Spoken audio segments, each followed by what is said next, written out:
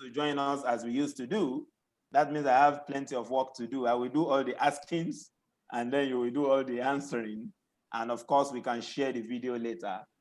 What are we talking about today? Before I talk about what we are talking about today, I probably will need to talk about holding talks. Each time we broadcast holding talks, people think of Olarotimi. No.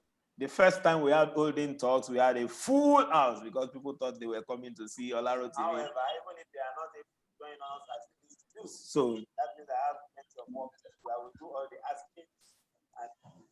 So holding talks is an interactive, an online interactive session through which we deliberate on issues of interest. It didn't start online, it actually started offline. The first 6 editions were offline. But pandemic forced us to bring it, online. So we're having the 16th edition now, today. And as we speak, another session is waiting for Friday because of some interest within the creative industry. But today, Aroja Royal Theatre has been working as a sub-grantee of MacArthur Foundation to create awareness around corruption and lack of accountability in Nigeria. Again, pandemic forced us to stay in our houses, and so we're not able to take the performances around the way we do to tertiary institution. When we started this session, about the first 15 minutes, I was showing a video of one of our tours, our visits to University of Abuja to have this same interaction and a performance of the wheel. We have done it in about 13 tertiary institutions, including IBB University in Lapai. So today we are looking at religious perspective to the issue of corruption in Nigeria.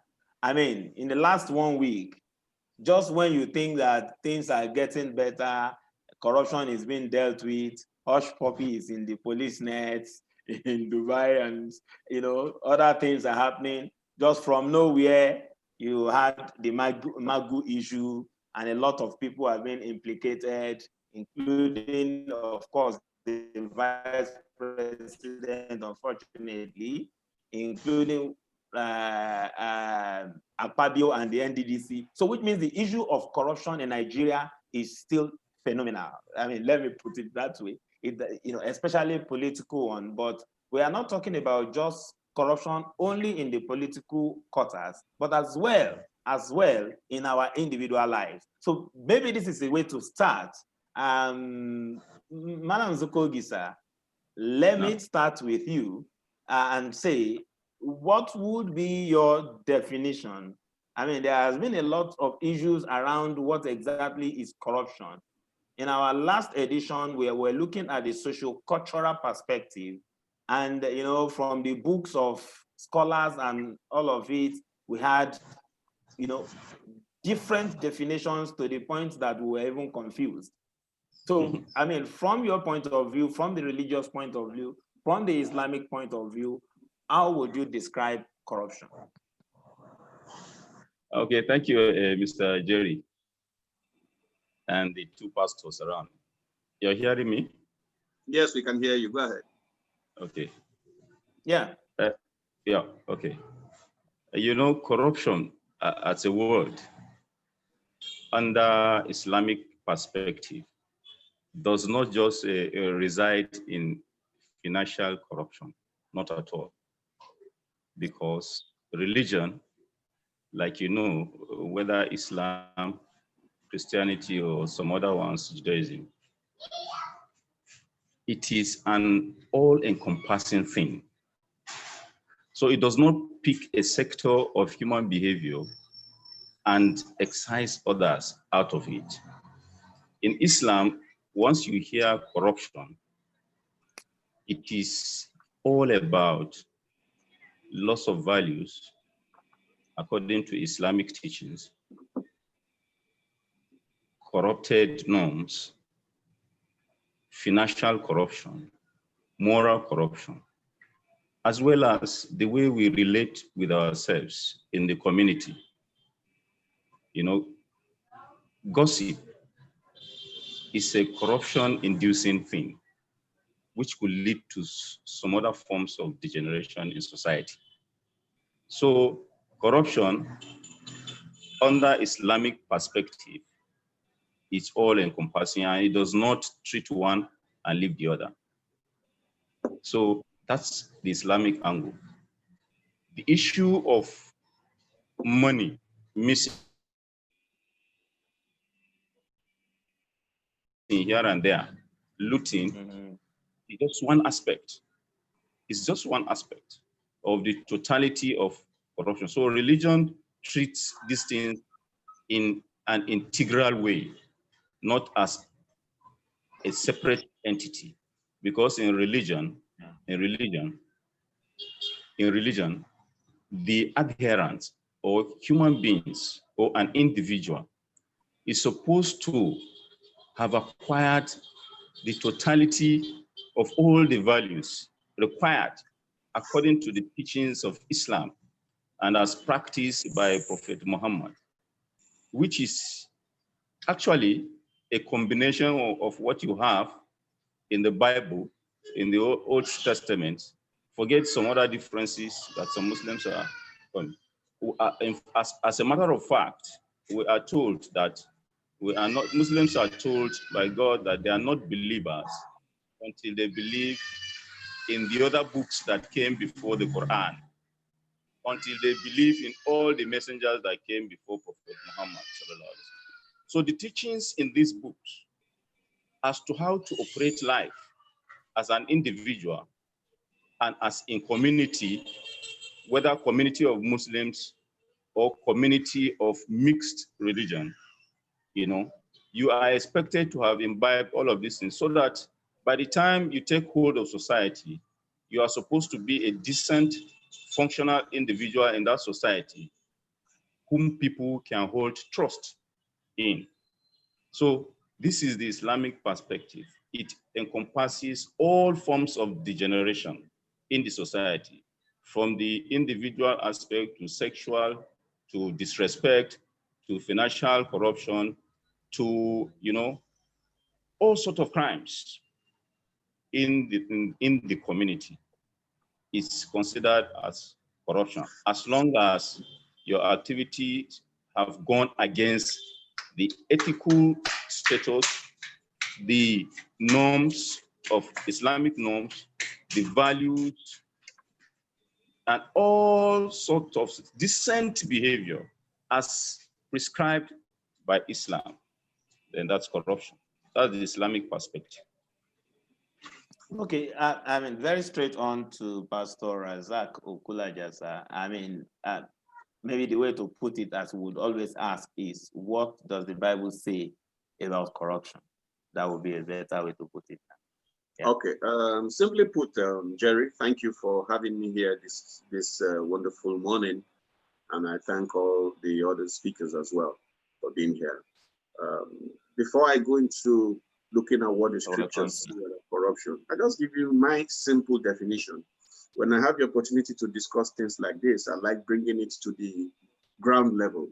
Simply put, corruption is you taking whatever responsibility has been reposed in you and making unjust gain from it. What do I mean by that? Why do we say people are corrupt? Somebody works in an office and he has access to resources for government. He has access to resources it's meant to bring a better life to the people. That's a responsibility that has been put in his hands. And once he begins to twist that responsibility for his own personal gain or for the gain of his friends and cronies, that is corruption. The reason we are having the challenges we have in Nigeria today is that a lot of persons are only concerned about themselves. The idea is, how much can I grab for myself? Otherwise, well, how can one imagine the situation or the scenario we are seeing where people are standing and you are talking about billions of naira, 90 billion, 140 billion. $580 million. What are individuals doing with those kind of money? if you are not investing it to bring a better life for process. So for me, corruption is taking whatever position you have or opportunity you have or reposed responsibility and using it for your personal gain. We go back into the scriptures. One very simple word I can use to help dissuade our minds about corruption is that the one clear injunction from God is love your neighbor as yourself. Love your neighbor as yourself. On the altar of love, anything you do, when you consider what the scripture has said about you loving your neighbor as yourself, started by saying, love the Lord your God with the whole of your being, serve no one else. Show him the respect he deserves. Realize that promotion comes from nowhere but from him. So a lot of times people are in a hurry to want to promote themselves. They want to, by their own hands, change their living standard, be in a hurry. They want to achieve. You see a child come out of school today and is already telling you the kind of car I want to ride. I don't want to drive any rickety car. I would rather drive possibly a 2020 model, not something modest, but 2020. It takes a while to get to those points. You get what I'm saying? So where you realize that the injunction from the scripture is quite very simple. The foundation is this: love your neighbor as yourself. It means what you will not accept, do not do it to the next person. So when you have the opportunity to sit in an office. Now, Jerry, one clear thing is this. Every office you sit has its own perks, has its own opportunities. And there's a standard that's acceptable where you do your work. The accruable benefits of sitting in that office will come to you. That's why you see somebody who is a director not having the same salary or benefits or allowances as a director general, because the perks of office are different. But where you now sit down as the one in charge and you manipulate everything to suit yourself, you are going contrary to the word. You bring your family members who are not qualified for a particular position, or your acquaintances, you put them there over those who have worked all the years. The matter we are discussing here goes just beyond the society. It's there in the church, it's there in the mosque, it's there everywhere. You see pastors jostling for position, then they will take funds and go give whoever is in charge of administration and say, sir, I just wanted to come and greet you, dad. And the daddy knows why you're coming. Yes. So all of those things, anytime you take your position and begin to utilize the resources meant for everyone or meant for you to deliver service and turn that around to benefit yourself, your family members, your cronies, to change the narrative, to raise the bar for yourself, to change your position, to put yourself in the forefront, all those things tend to corruption. And the Bible is very much clearly against unjust gain. God was so concerned up to the point he went ahead to talk about you who is even selling things in the market, who takes your scale or your measure, and then you know how they do it. They pack things adjust it. Turn it over. You And all of those things, he is concerned about it. Unjust gain is corruption, and we must do everything to fight it. Thank you, sir. Pastor Shem, kindly unmute yourself. I'm not sure whether you must have read the play by Wole Soyinka, who, by the way, yesterday was just his birthday. The Trials of Brother Gerald. Pastor Shem, are you with us? Yeah. Okay. Kindly unmute, or I'm unmute you from here. Are we good? Yes, we're good.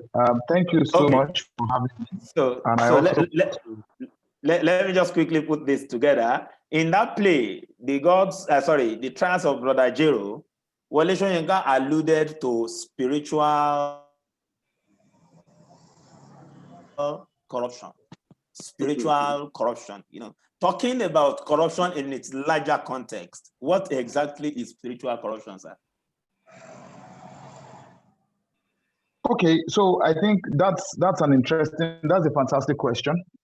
When we consider the fact that when you say spiritual corruption, you want to first allude to what exactly is corruption, or what exactly is spiritualism.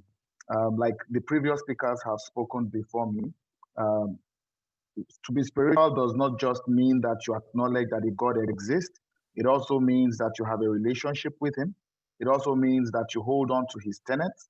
And it also means that you live your life in accordance with his dictates, whether you look at it from the Muslim perspective or we look at it from the Christian perspective. Now, when you then look at the word corruption, like Pastor Adela Okulaja had said, and you look at it in its entirety. So when you bring these two words together, spiritual corruption would mean that man has abused, that's my definition now. I'm contextualizing it to mean that man has abused, his relationship with God. He's come into the point whereby he's using the spiritual, he's using what is meant to be a blessing to people, and he's using that, to either enrich himself.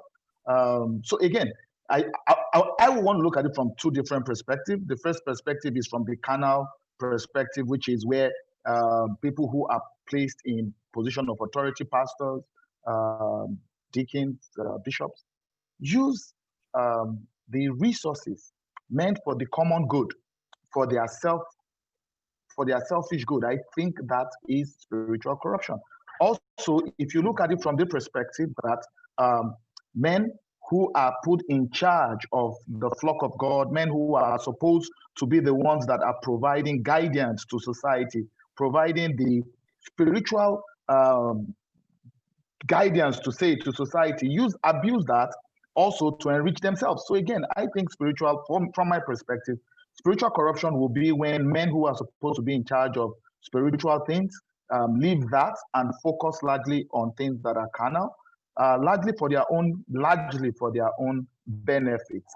That would be my contextual definition of spiritual corruption. Okay, thank you, Pastor Sheung. I'll come back to you, Malam Skogi. Being within the creative sector, I am sure that you have knowledge of some of maybe the play titled Angst, maybe, just maybe, I'm not sure.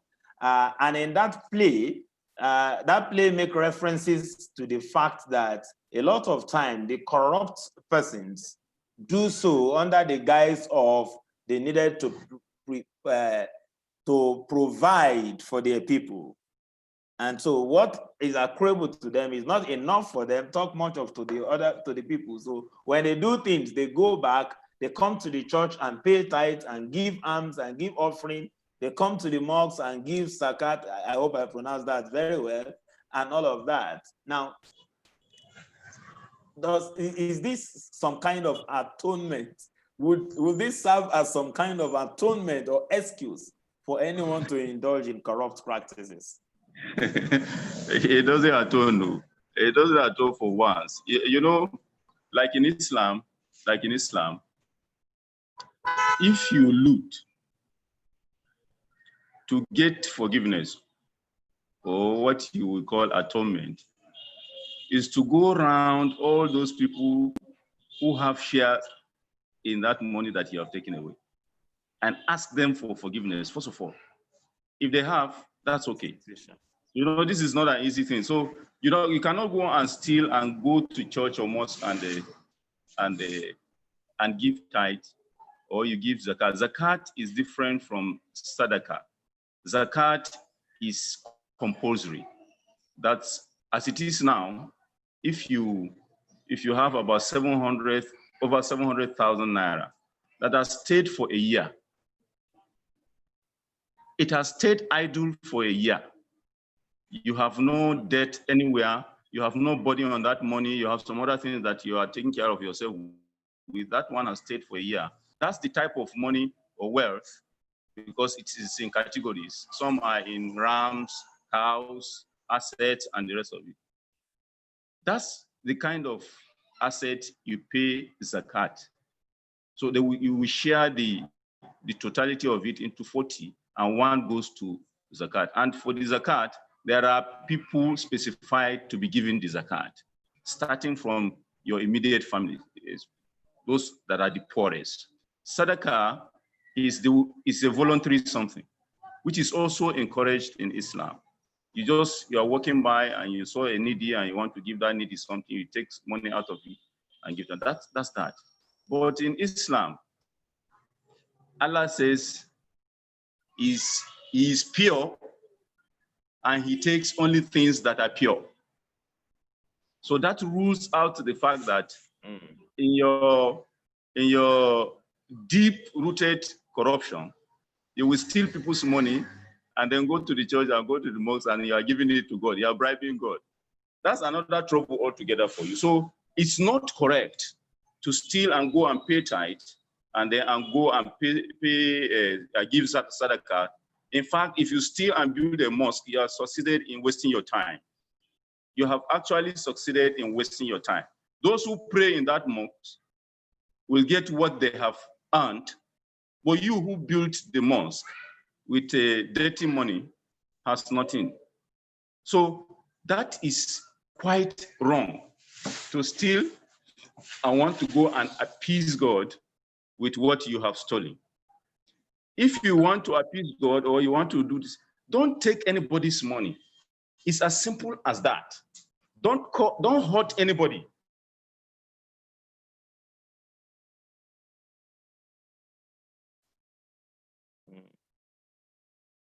It is as simple as that. Why? Islam does not permit you doing that. Pure and simple. If you do, you get all the repercussions that Allah has prescribed in the Quran and the repercussions that Prophet Muhammad sallallahu alaihi wasallam has shown us and said to us. Those are the 2 points of reference in Islam: the Quran and the Hadith. The Hadith is what the Prophet said and the things he did as examples. Of course, there are other points of reference again, where the congregation of world imams, because there were imams after, have agreed that this is the punishment or this is what you recourse to when this happens. Those ones are also there. But the simple thing is that do not take anything that is not yours. That's stealing in Islam. Taking what is not yours without the permission of the owner, that's stealing, and using it, that's stealing.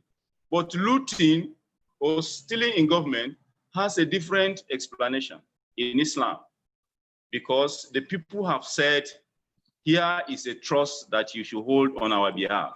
Yeah. You understand? It is you now who will quietly decide that I am going to corner all of these things to myself and use. So in Islamic jurisprudence, I am not one, but I know that one is called, say in Hausa, chin amana. You have broken the trust, and its punishment is the one that I mentioned earlier. If you are a correct Muslim who has committed that kind of thing, because all human beings can fall into error, right? And temptation, right? Yeah. Now you want to apologize. Then you have to apologize to those who own the money. The entire, one by one, not a collective apology. And then if the country has, this other one is under Sharia now.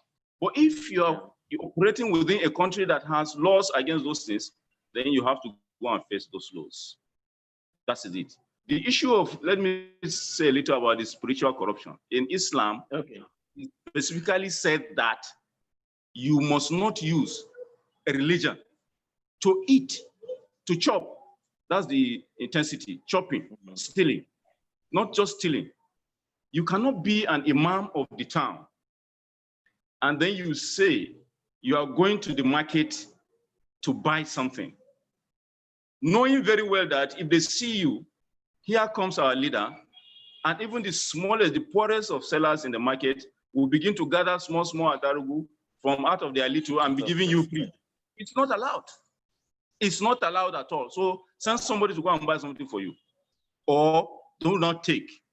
So this is how, some of these people of today our spiritual leaders of today, whether in the church or in Islam, you know, they have become extra politicians themselves. They know how to do these things. In fact, yes, they are not just like the politicians, but they are extra because the politicians troop to them. So they will collect what the politicians have stolen, and they also take mutual glory, the honor that God has placed on them as leaders of religious group to begin to collect from poor people again in the name of spiritual healing or things like that. So that's that. Yeah. Thank you, sir. Pastor Razak, sir. Pastor Razak, sir.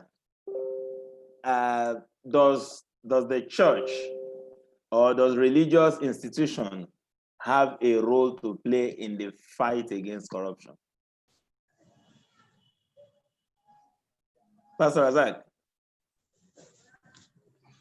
Maybe you should unmute him from your end. I've actually done that, so he still needs to unmute from his end. But it's like it's freezing, it's frozen. Not moving. Okay, Pastor Sheon. Pastor Sheon. Yes. Pastor Sheon, I will just have you take that. Yeah. Okay. Does the church or religious institutions, do they have a role to play in the fight against corruption? Absolutely, absolutely. I think that fundamentally, the religious institutions have the greatest responsibilities to fight corruption because the holy books that we hold sacred, those books enjoin us to run away from corruption. And although you said he wouldn't like to be called Malam, but like he rightly said,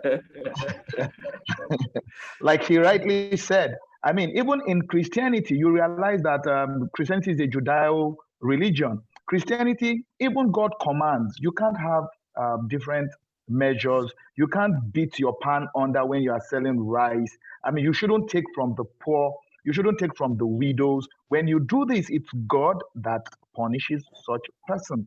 So again, do we have a role to play? Absolutely, yes. What are some of the roles that I think we need to play? I think it starts from them young. There is a need for us as religious leaders to ensure that we teach these tenets to our children, to our followers, for them to understand the implications of it.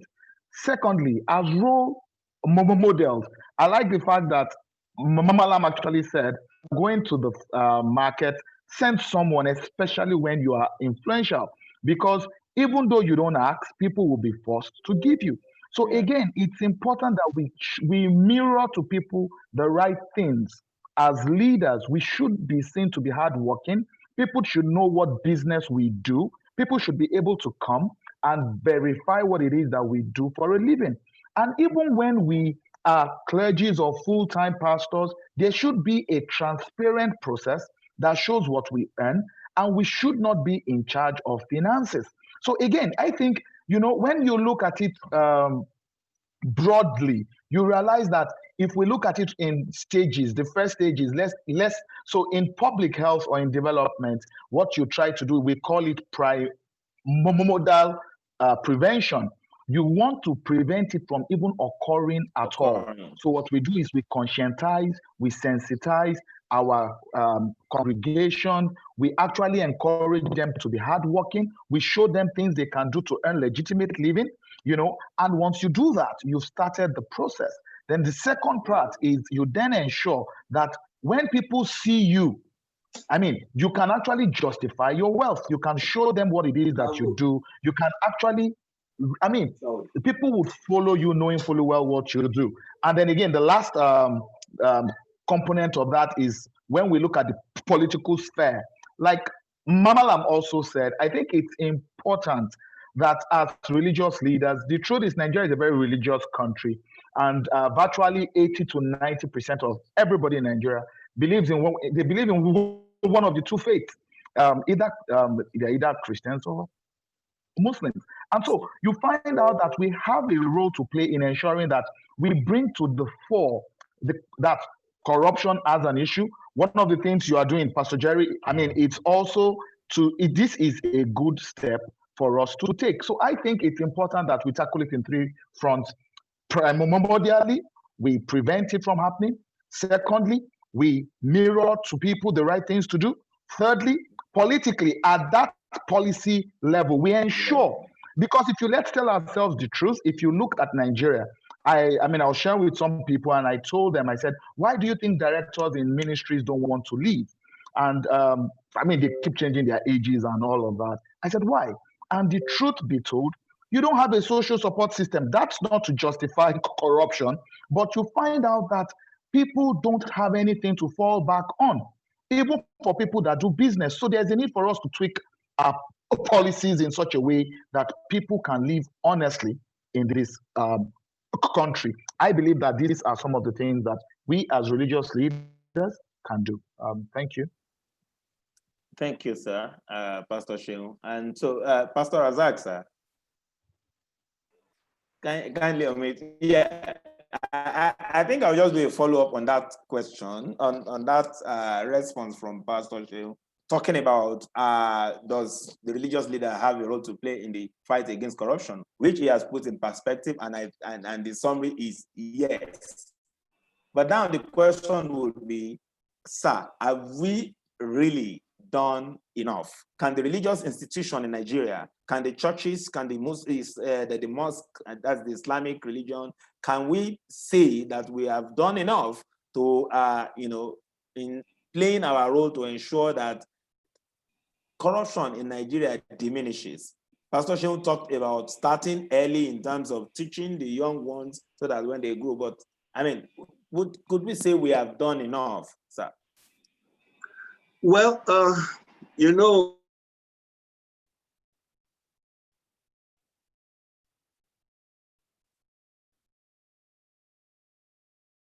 Frozen. Okay. but it is their personal decision as to whether they will choose to live with the teachings. I like what Pastor Sheung spoke about, and that's the fact that our role as religious leaders is to keep hammering on this and then to make our lives a worthy example. I'll add an angle to this.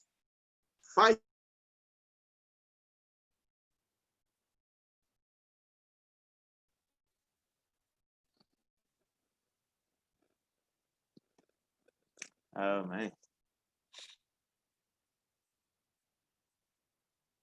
When you want to send them on errand, they will tell you what is the need for me. Yeah. Have you observed that? Sure. It means there is that measure of consciousness of quick gain, or just wanting to make gain from every interaction. And that's what is stemming the corruption. The other side is that as a society, we are too quick to celebrate wealth. The interest, everyone is excited. Nobody wants to ask you questions. Where did you get it from? It's a big challenge. The church and the mosque, I believe, is doing the best it can.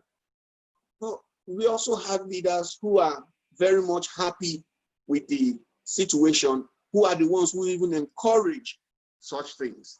And that's where the danger is.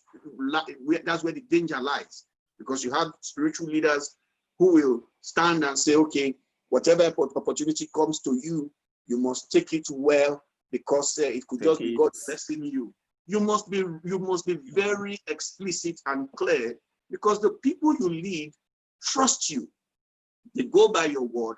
You find a situation, for instance, in church, you are 50 years old or 40 years old, and somebody who is 60 years old submits his will, his decisions to you, because he knows that you carry a spiritual authority that he must submit to. As religious leaders, we must not take advantage of the people and use them for selfish gains by pushing them to do what is wrong and just taking from them. And when the issues come, you dump them. It's a very dangerous trend. The church is doing the best it can. I believe also other religious leaders, the mosque. You will not go to a mosque and you hear the imam who is enlightened and has understanding of God's will say, go out there, go and steal and bring me the money. If he speaks like that, you know that he is not called to be there. Same thing with the church.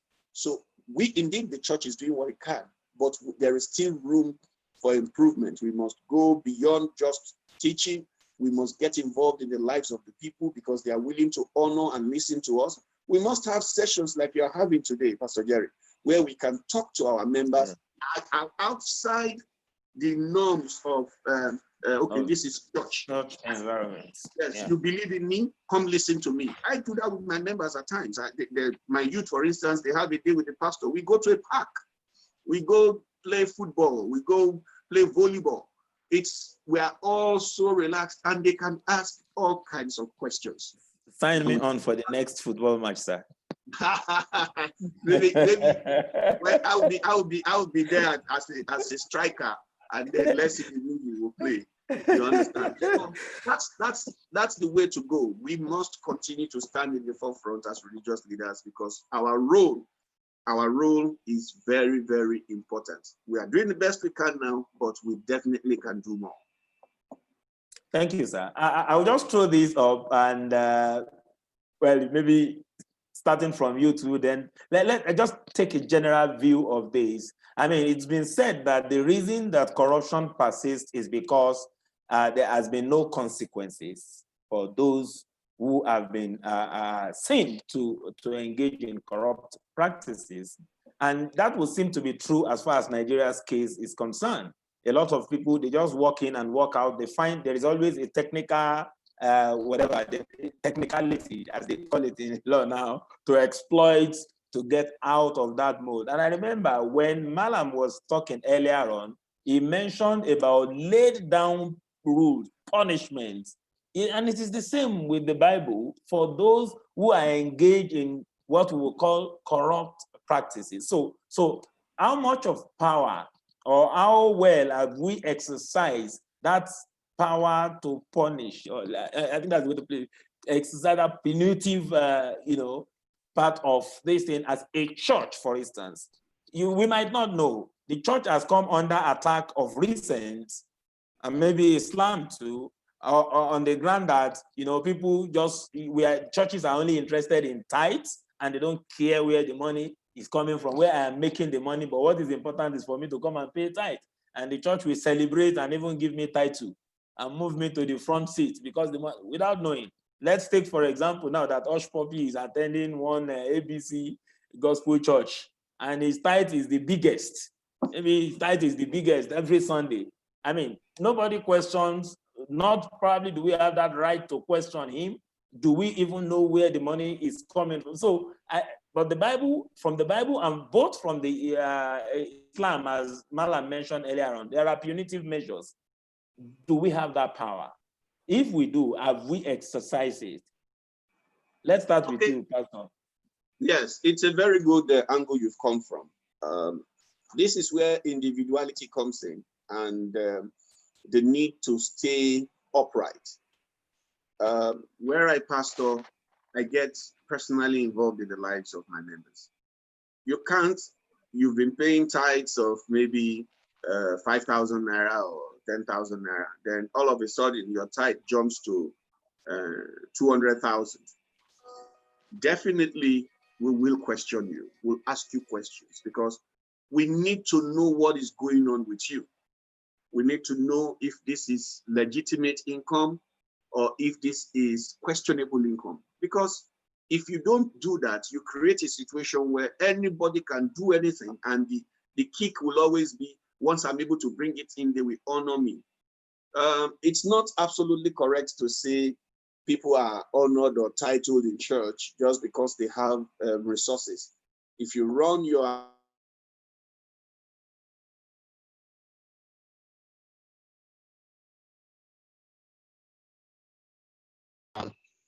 want to control the issues going on in the assembly. So I must add at this point that every religious leader must be careful the way you relate with people. It must not be only about their money. You should also be concerned about their lives. Talking about punishment, Coming to church is a choice. The man who goes wrong, I've seen situations where people did the wrong things and they were corrected and they just packed their bags and left. You can't hold them to it. But the key thing here is if every church or mosque recognizes the need to keep people in check, when you live here today and you go to the next place and you have the same experience where the next church says, sorry, you are just coming to join us. Where are you coming from? Can we know about you? Why did you leave where you're coming from? I've had reason to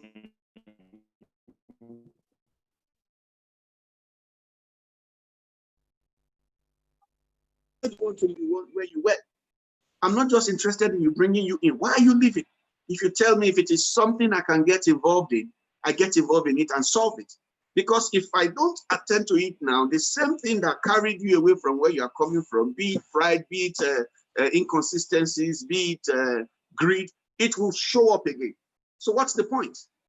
So as religious leaders, we must be conscious of helping our people. When you talk about punishment, the law is the ultimate. The church has very little power over the lives of people. You can only influence, you can talk to, you can guide, but you cannot become the punitive, you cannot put out punitive, how do I put it? You are not a law to yourself. You are not a law to yourself. You can't create a law that, okay, if we find you corrupt, this is what we do. There are certain things that the church or the religious leaders already know. The books have pointed out. If you do this, you go corrupt in this area, this is what the church will do. If we find you stealing, this is how we go about it. If we find you being corrupt when it comes to your relationship with other people, this is what the church will do. And that's where it ends. But the sad part of it is when you try to put those measures in place, if the individual involved says, okay, sorry, I'm no longer interested in your church, it ends there.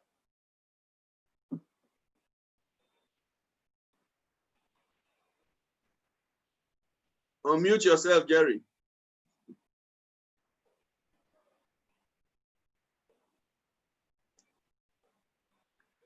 Unmute your good. Go ahead. Yes, I want to have your take on this. Madam Zigogi, I'd like to have your take on this. Okay, whether religious organizations have a role to play. Very well. I agree with Pastor Sheung, who said they have the greatest of the roles to play indeed. Why? One is the religious groups that are believable in Nigeria today. More than 80% of Nigerians don't even believe in their political leaders anymore. So the religious organizations actually are the ones who have greater role more than any other institution to play in seeing to having citizens that are decorous. How? One is the child. The fundamental thing there is the child, just like Pastor Sheung has said. Why is it the child? It is the child who will learn and abide by the teachings of the home. So if the home is a Christian one, they teach them Christian ethics and all of those. If the home is Islamic one, you teach them what Islam said they should be. So religion or religious place in making a good citizen is dependent on the child, is dependent on the home, by what the child will carry through to life. But today's society is already configured. You have the children, you have the youth, and you have adults. The adults and the youth, or the adults who should be the sterling qualities, exemplary people in society, are the worst of it today. So the youth are also coming in that form. And obviously, the children will also take cover like that. So it is a generational crisis of corruption that we have set for this country already. Adults are difficult to modify. The youths are at the center, they could be modified. The children are clean slates. So if we must redirect the society, it means there has to be heavy concentration on the child. Let the bad adults phase out, and let's arrest the degeneration of the youth, and then teach the children the good that we expect them to become in greater life. So education or persuasion is largely the ace for the religious organization. The second thing that will be responsible for the correction of society or the individual in the society who is corrupt is through punishment. And Pastor Razak has also said that the religious organizations are limited in this. They cannot punish. They cannot effect sanctions as prescribed by their religions. Perhaps Islam is stricter than Christianity in this, so that if you come to the northern part of the country, stricter in terms of enforcement now. Otherwise, these punishments are almost the same. Like I said, most of the teachings of these earlier books that predated Islam, as we are told by Allah, that they are one book and one message.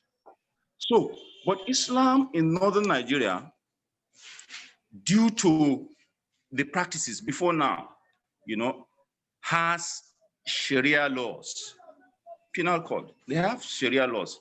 The colonial guys made it so because that's what they met on ground.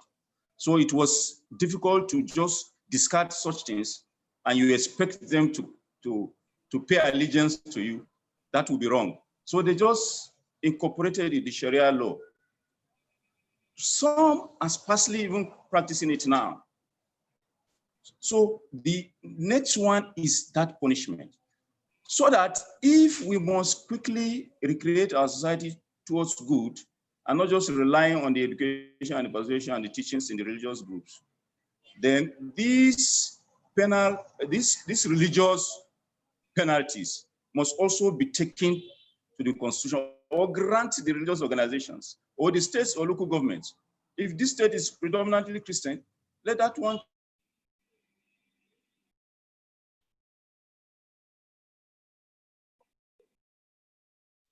it's society want to fix now that could effect and implement penalties of whether Islam or Christianity is the only way. These political leaders are no longer believable. So this is both Christian groups and Islamic groups and others will now have to join together. They too, they love to quarrel with themselves unnecessarily because the politicians have already polluted them too, simply through cash. Otherwise, they are supposed to be working together and then advocating, agitating for laws that will fix society. So this is what I want to say for now.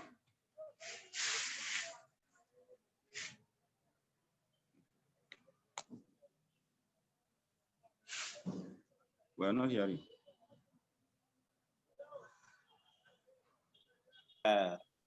Pastor Sheung, I'd like to start winding down with Pastor Sheung. And my question to you is, as a development strategist, as a development strategist that you are, and of course, a pastor, I mean, would you say there is some form of hope in Nigeria's fight to diminish corruption? Okay, so that question is it's a valid question. It's hard to answer in the affirmative. So when you have people who are put in charge of monitoring corruption, being held for corruption themselves, what then happens is you throw the system off balance, right?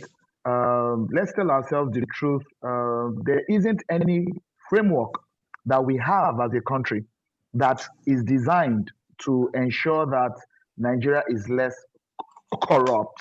What we are doing is we are going after corrupt people. In development, we would usually say that you do a root cause analysis. right? That you want to analyze what is the root cause of corruption in Nigeria. Why are Nigerians corrupt? You want to ask questions like, when they get this cash, what do they do with it? And then when you then drill down, you then ask yourself, is there a way we can provide these systems for them without them having to steal? Some few days ago, I was sharing with my colleagues at work, and I told them, I said, you see, the British, from the beginning of the year, he knows he's going to go on holiday. He already begins to see, he has a package that is going to help him out and all of that. But in Nigeria, we don't do that, right? So we don't have a framework. We don't have a social support system. We don't have, well, let's not say we don't have, but they do exist, but they are quite weak, you know. So the social support system is weak. The social cash net that is supposed to sort of like help people when people run into challenges. Let's take this COVID pandemic as a case study. You realize that the instance the world went into this pandemic, you saw the way countries responded. Countries responded because there are systems in place. They know the true number of people that are in that country. They know where they live. They know where to move the palliatives to. In Nigeria, it didn't happen. It didn't happen. I mean, you heard the way Nigerians shouted when we were told how many billions was shared in 2 days. Nigerians shouted. So, do we have we begun to try to fix the corruption problem? I guess my guess is as good as yours. I don't think we have. I honestly don't think we're serious about it. That's my perspective. Thank you, sir. Pastor Razak, sir. Yes. We have agreed. We have all agreed that the church has a role to play, and you said something that is very instructive. That is to say, and I remember my pastor also say that a lot, and he say, church, they don't close the door of church, so so that you can enter freely and then you can exit freely. And I mean, and we have had situation where people, in the name of being corrected, decided to leave, and you know, and so I am trying to put this in what do they call it, with the word of God, the scripture that says, "Where out of 100 sheep, if one strayed away, I mean, leave the 99 and go after the one to bring that one back." Now, if that one person, like we have seen in recent time, where people who carry the appellation or pastors or bishops or whatever have been tried and found guilty of corruption and sent to jail, as is the case in recent time. Now, where does that leave the church? In terms, I mean, the Christendom as a whole, and then what is the way forward for us? Because we have agreed we have a role to play in this kind of in this fight against corruption. As your last take, I mean. All right, I'll go back to the simple fact that our impact in life and our reflections is all based on every individual's conviction. Now, there is this sensation that the media loves to do.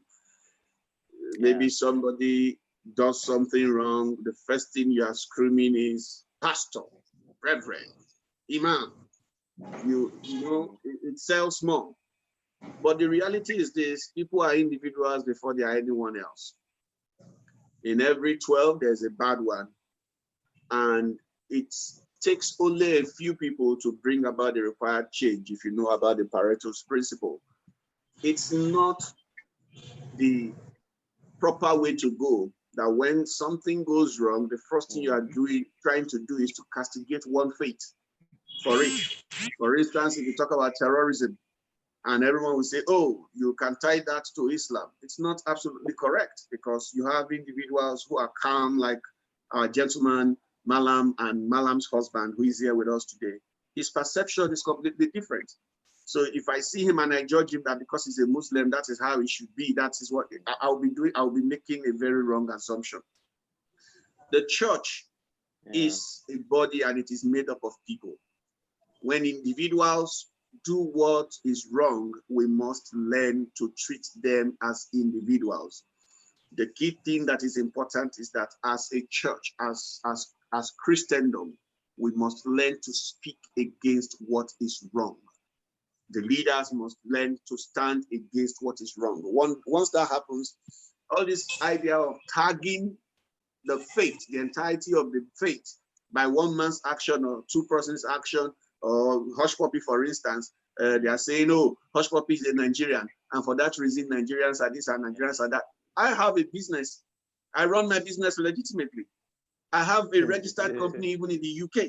Yeah. Now, I am doing my business and I don't have any challenges anywhere. So you can say what you choose to say, but don't tag me because of somebody else's action, because we all are different. I'm saying we must learn to treat the situation we find ourselves in based on the merit of every situation. But all of us as religious leaders must pool our resources and our strength and our understanding and our abilities together to bring about the desired change. Yeah.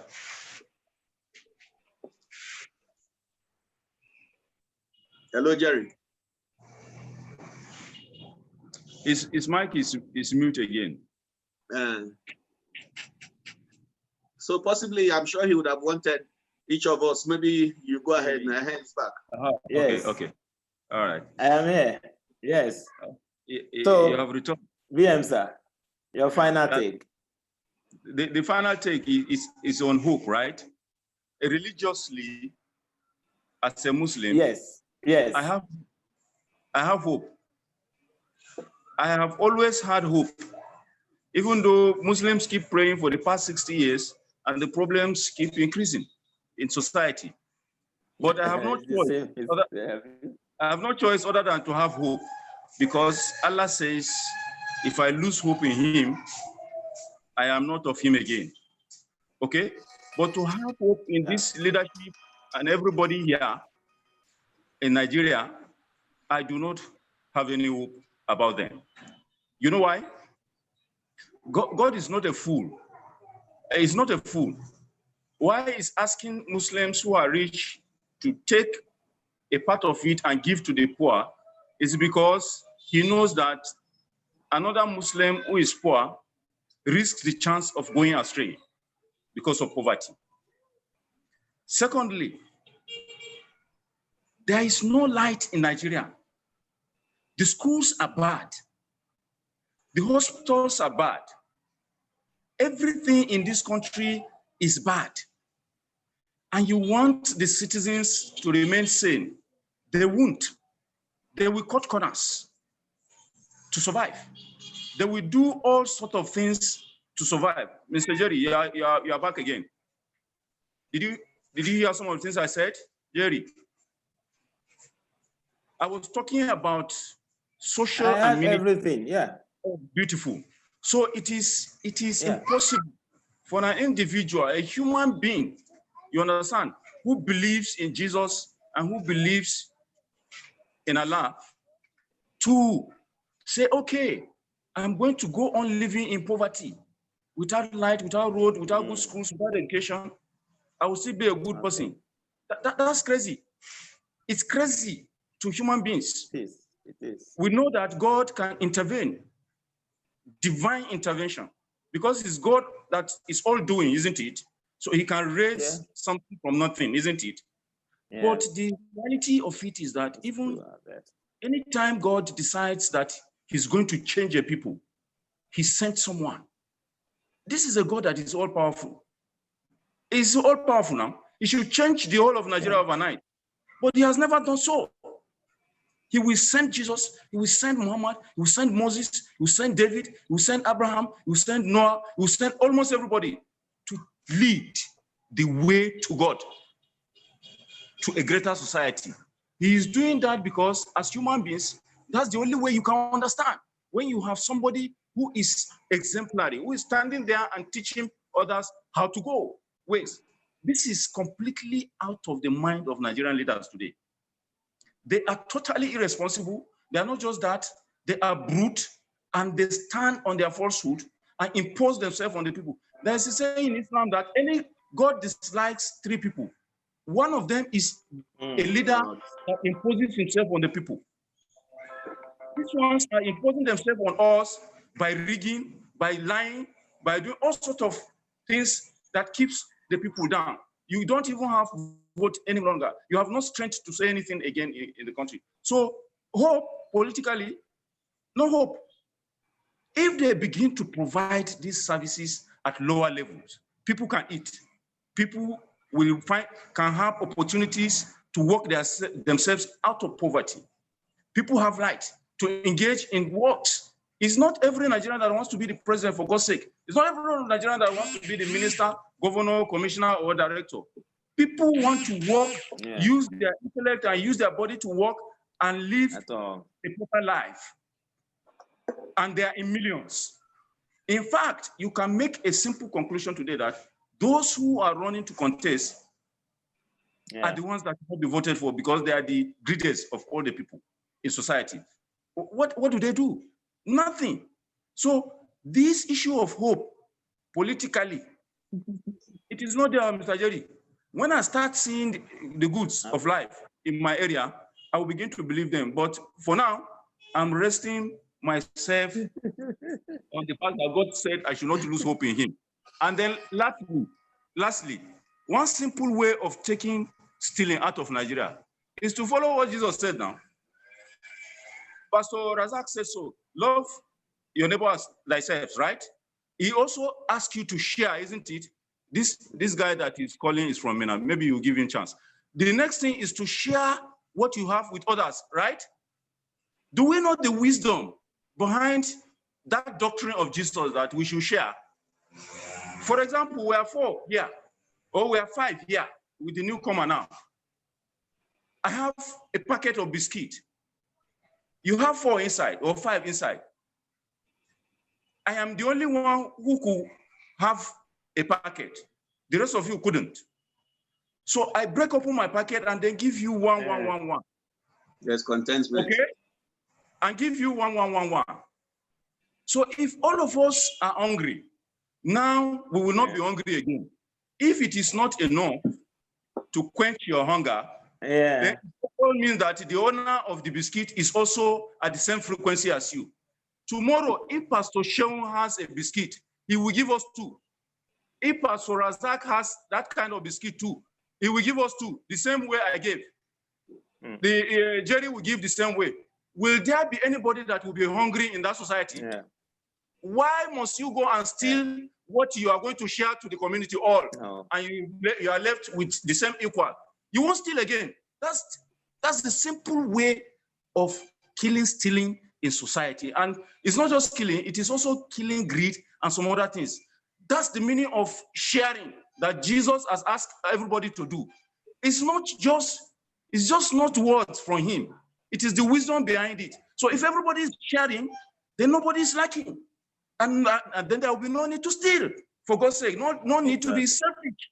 No need to be greedy. No need to be a glutton. That is it. Until this happens, there is no hope anywhere, because these political leaders, they are like witches and wizards. Thank you. Thank you so much, Madam Zukogi. Thank you, Pastor Razak Okulaja, and Pastor Sheung Oshagba. Thank you for your time. It's been such an engaging one, and we are all involved in this business.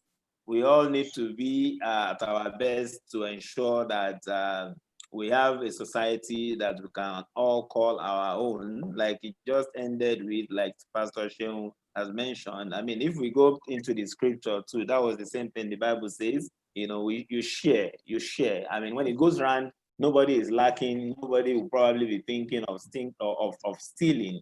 So I want to appreciate you, and I do believe that I want to add my faith to yours. Okay, you said you don't believe that they're politically, but we need to keep that hope alive and do our best as the body of Christ, as religious leaders, as believers. We need to do our best to show ourselves as being different. we don't have to follow the crowd. You know, a lot of people will ask the question, will say Christians, believers have no business in politics. But I think that if with some of the things we are talking about here today, if we have believers, whether Christian or Muslim, who are righteous, who are upright, and they go into politics, probably maybe things will begin to change. Once again, I want to say a very big thank you to us, and I pray that God will continue to enrich us. Yes. Can you give that man, please, 2 minutes? You want to say something? The other guy that is showing. Yes, MD Abubakar. Sorry. Yes. He's the president of PBR, right? Yes. Yeah. Please. Good afternoon. Mark, good afternoon. Do the closing remark. The closing remark on my behalf. Thank you so much. I know it's been good in the midst of elders and learned elders in the society. I want to appreciate this very discussion. It's a sad one. Many of us are actually not keen into the live discussion. I know so many people have actually not learned from what has been said today, but I guess through the recording, many will get to have an opportunity of seeing what has been discussed.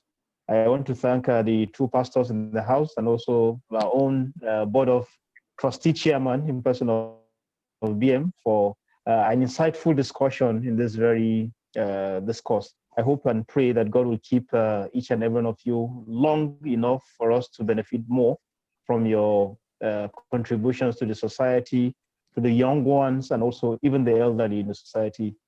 Thank you so much for the opportunity. I actually wanted being a listener. Anything, but all the same, we're losing you for the opportunity. Yeah. MD, thank you. Thank you for adding That's your all voice to say. to this. Yeah, thank you so much. Pastor Razak, Pastor Sheung, Malam BM Zukogi, this one has come to stay. You can't run away from it. I want to say a very big thank you to you. It's live on YouTube, and then also immediately after this, to correct the error, that locked people out of here. Immediately after now, I will share the link for the YouTube channel so that other people can get to see this discussion. Thank you once again, and please do be prepared. We could call on you anytime again because this is a regular, affair. The idea is to keep up the conversation, and that's one of the things that the project that gave birth to this. Why the project is a performance. This came out of the performance actually because we felt like you cannot just go and entertain the people and leave. Okay, let us add an interactive session to it so that we can get to hear from their own point of view. And that was what gave birth to Holding Talks. And when the performance resumes, the Holding Talk is still going to continue, pandemic or no pandemic. In fact, pandemic is on its way out. So thank you very much. And we look forward to having you some other time. Pastor Razak. Pastor Razak. Yes, sir. Yes. There's something missing in your name. The Razak. Which is? In Islam, it has to be Abdul Razak. Is it the Abdul? Yes, you servant. That's servant of Allah who enriches. Madam, the interesting thing is, I know the meaning, so don't worry. If I was up north, Abdul must be screamed loud. But where I'm coming from, in fact, if it's a Yoruba man calling me, he will say Rasaki. So don't Thank you, sir. All right. Thank you so much. All right. Yeah. Bye. Yeah. Oh my God. I can't